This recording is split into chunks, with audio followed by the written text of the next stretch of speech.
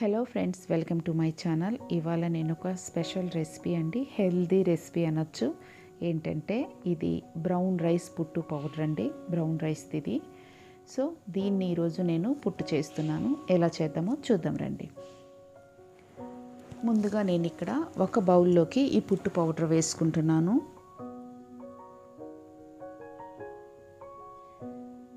ఈ ఒక కప్తో నేను ఇప్పుడు పుట్టు చేస్తున్నానండి. ఇది రవ్వగా ఉంది, ఫైన్గా పౌడర్గా ఉండదండి. ఇది రవ్వగా ఉంది, లైట్గా నార్మల్ సూజీలాగా ఉందన్నమాట. సో ఇప్పుడు దీన్ని ఇంకొక బౌల్లోకి వేసుకుందాము. వాటర్తో తడుపుకోవాలండి మనము ఈ పుట్టు పౌడర్ని. అందుకోసము నేను పెద్ద బౌల్లోకి ఈ పుట్టు పౌడర్ వేసుకున్నాను. ఇప్పుడు ఒక కప్పులోకి నేను వాటర్ తీసుకుంటున్నాను.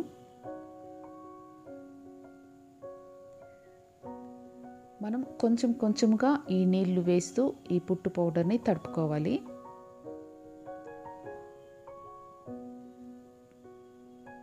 కొంచెం కొంచెం వేసుకుంటూ తడుపుకోవాలండి. ఒక్కసారి అన్నీ వేసేసామంటే వాటర్ ఎక్కువైపోయిందంటే మరీ మెత్తగా, అంటే ఎక్కువ అయిపోయిందంటే అది ముద్దగా వచ్చేస్తుంది. అలా రాకుండా ఎన్ని వాటర్ పడతాయో చూసుకోవాలంటే మనం కొంచెం కొంచెం వేస్తూ తడుపుకోవాలి.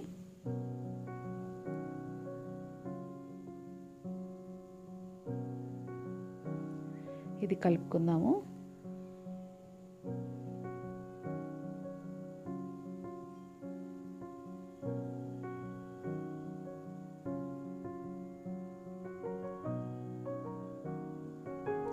ఇది పుట్టు పౌడర్ మొత్తం కలుపుకొని ఒక హాఫ్ అన్ అవర్ మనము మూత పెట్టి పక్కన పెట్టేయాలండి.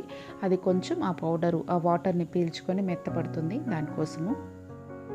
ఇప్పుడు ఇంకొంచెం వాటర్ వేసుకుంటున్నాను. ఇది కూడా వేసి లోపల పౌడర్గా ఉంటుంది కదా, అదంతా కూడా పూర్తిగా మంచిగా కలిసేలాగా ఈ పుట్టు పొడి అంతా ఈ నీళ్ళతో తడుపుకోవాలి. వాటర్ని పీల్చుకుంటూ ఉంటుందండి ఇది.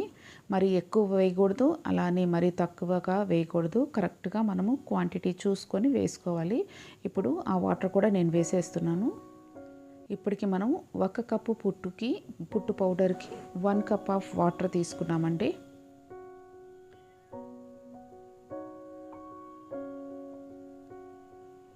మంచిగా కలుపుకోవాలి ఇది లోపలంతా. సో ఒక కప్పుకి 1 కప్పు వాటర్ సరిపోయింది ఇక్కడ.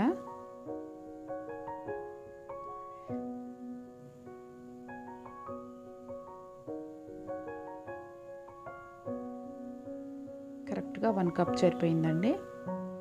నేను ఆ కప్లో ఉన్న వాటర్ మొత్తం వేసేసాను.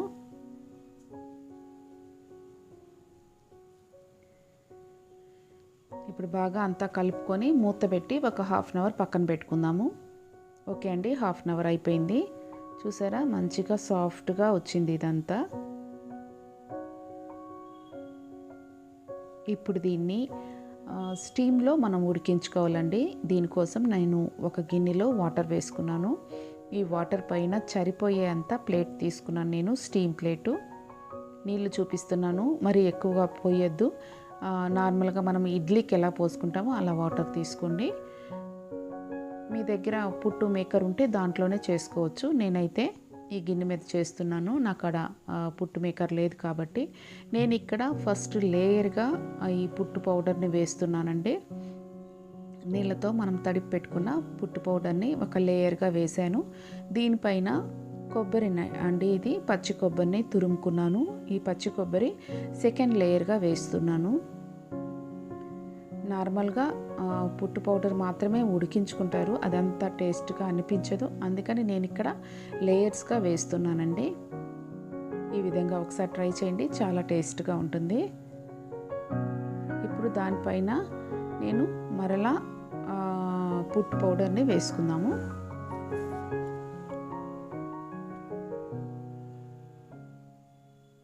ఇంకొక లేయరు ఈ పుట్టు పౌడర్ వేస్తున్నానండి.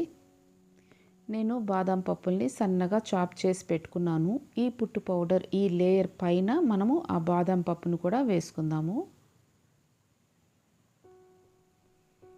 మంచిగా అంతా స్ప్రెడ్ చేసేసుకున్నాను. ఇప్పుడు ఈ బాదం పప్పుల్ని సన్నగా చాప్ చేసుకున్నానండి, అవి వేస్తున్నాను. ఇవి కూడా ఈ స్టీమ్లో ఉడికినట్లయితే బాగుంటుంది. మరీ ఎక్కువ గట్టిగా కాకుండా కొంచెం మెత్తపడతాయి కాబట్టి మంచిగా టేస్ట్ వస్తుందండి.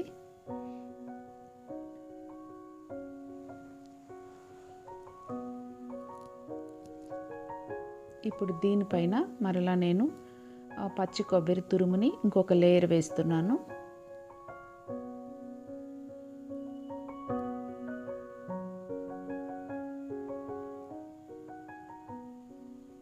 తర్వాత లాస్ట్లో మరలా పుట్టు పౌడర్ని వేసుకుందాము.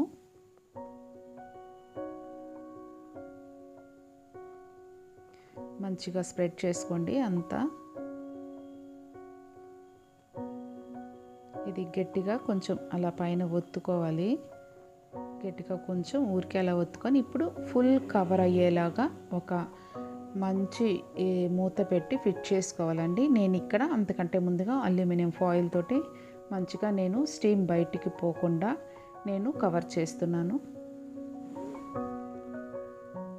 మీ దగ్గర ఈ గిన్నెకి సరిపోయే మూత కానీ ఉంటే కరెక్ట్గా పెట్టి లిడ్ పెట్టి కవర్ చేసుకోవాలి. లేదా ఇలా అయినా చేయండి, లేదా ఒక క్లాత్ ఉంటే క్లాత్ అయినా మనము కట్టుకోవచ్చు. గిన్నెకి ఫుల్గా పైన వేసేసి దానిపైన మూత పెట్టాలండి. నేనైతే అల్యూమినియం ఫాయిల్తో మంచిగా కవర్ చేసేసాను. ఇప్పుడు దీన్ని ఒక 10 మినిట్స్ మనం స్టవ్ మీద పెట్టుకుందాం.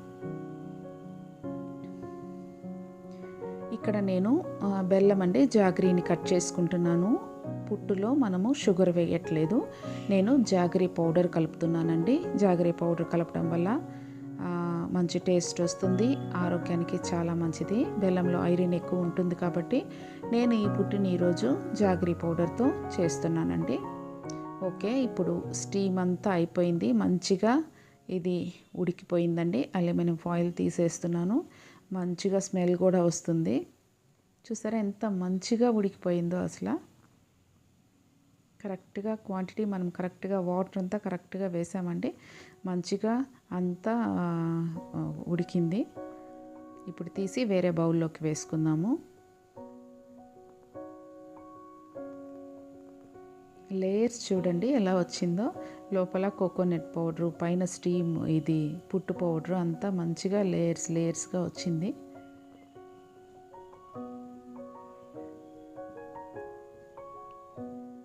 వేరే బౌల్లోకి తీసుకుంటున్నాను.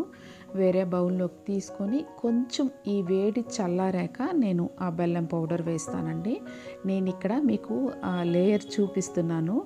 కొబ్బరి పౌడరు ఒక లేయరు, తర్వాత ఈ పుట్టు పౌడర్ ఒక లేయర్, కేక్ లాగా ఉంది కదండి అది చూపిస్తున్నాను. తర్వాత ఇక్కడ నేను కొంచెం డ్రై ఫ్రూట్స్ పక్కన పెట్టుకున్నాను, డ్రై నట్స్ అవి వేసుకుంటున్నాను. కట్ చేసుకున్న బాదం పప్పులు వేసానండి. చాప్ చేసి పెట్టుకున్న బెల్లం కూడా వేస్తున్నాను. కొంచెం వేడి తగ్గాక వేసుకోండి, ఎక్కువ వేడిగా ఉన్నప్పుడు వేసారంటే నీళ్ళగా అయిపోతుంది ఈ బెల్లం అంతా కరిగి. సో కొంచెం వేడి తగ్గాక ఈ బెల్లం పౌడర్ వేయండి. ఇప్పుడు నేను ఇక్కడ ఒక 2 స్పూన్ల నెయ్యి కూడా వేసుకుంటున్నాను. చాలా టేస్ట్ వస్తుందండి నెయ్యితోటి. మంచిగా బాగా కలుపుకోవాలి. అంతే అండి, బ్రౌన్ రైస్తో పుట్టు తయారైపోయింది. మంచిగా ఉడికిపోయిందండి. చూసారా పొడి పొడిగా ఉంది, అసలు ముద్దగా ఎక్కడా లేదు. ఎంత బాగుందో చూడండి. ఆ కొబ్బరి తురుముతోటి, డ్రై ఫ్రూట్స్ తోటి ఆ పుట్టు అసలు చాలా టేస్ట్గా ఉంటుంది. మీరందరూ ఖచ్చితంగా ట్రై చేయండి. మీకు ఎలా వచ్చిందో నాకు కమెంట్లో చెప్పండి. నా రెసిపీస్ కానీ మీకు నచ్చినట్లయితే నా ఛానల్ని లైక్ చేయండి, షేర్ చేయండి, సబ్స్క్రైబ్ ఖచ్చితంగా చేసుకోండి ఫ్రెండ్స్. ఓకేనా? ఇక్కడ నాకు కొంచెం పుట్టుది ఉడికించిన ఆ పౌడర్ మిగిలిపోయింది, దాంతో నేను కుడుములు చేశాను. ఇవి కూడా చాలా టేస్ట్గా ఉన్నాయి. ఇంకొకసారి ఈ రెసిపీని చూపిస్తాను.